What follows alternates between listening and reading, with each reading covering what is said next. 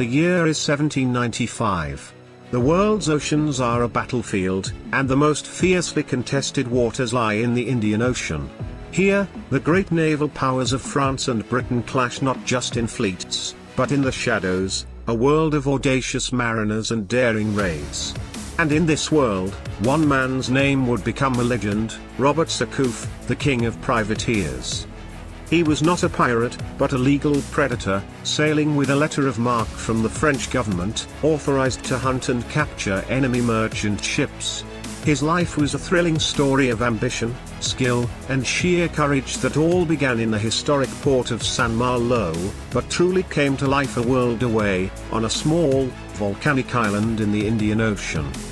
For Surcouf, that island was Île-de-France, modern-day Mauritius.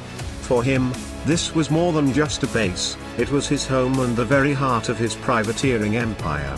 He was a young sailor who quickly recognized the island's strategic importance. Port Louis was his sanctuary and the engine of his career. Here, he established his life.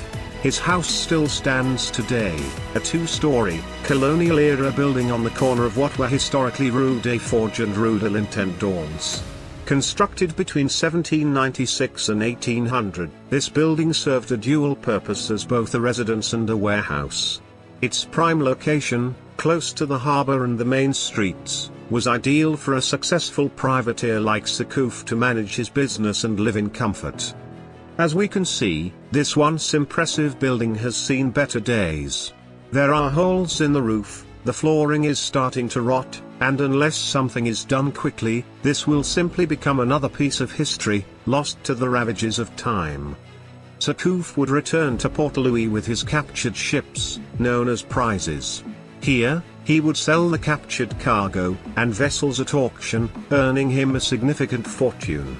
The port's skilled shipwrights and foundries would then refit and repair his famous vessels, such as La Confiance, preparing them for the next hunt.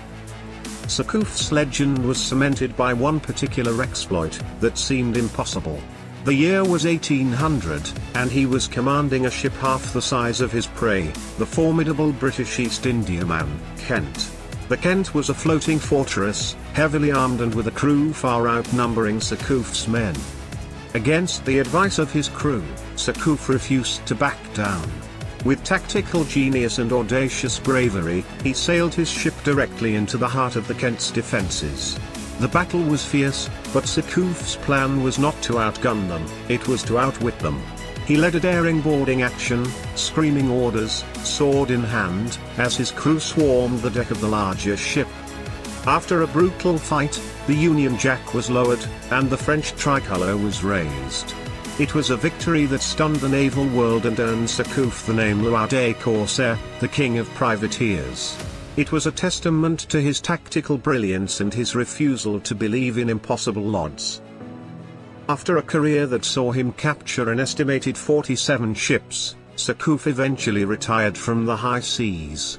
He returned to France as a wealthy and celebrated hero, decorated by Napoleon Bonaparte himself. He became a successful shipowner and businessman, but his heart, and his fortune, had been forged in the bustling harbour of Île-de-France and throughout the Indian Ocean. The era of privateering that Surcouf epitomized, came to a definitive end with the British capture of Mauritius in 1810. But while the island's flag changed, its memories of the legendary privateer did not. Surcouf's name lives on, as a symbol of French naval prowess and daring. His story, deeply interwoven with the history of Mauritius, is a powerful reminder of a time when the oceans were a place of opportunity, danger, and a legend who ruled the waves.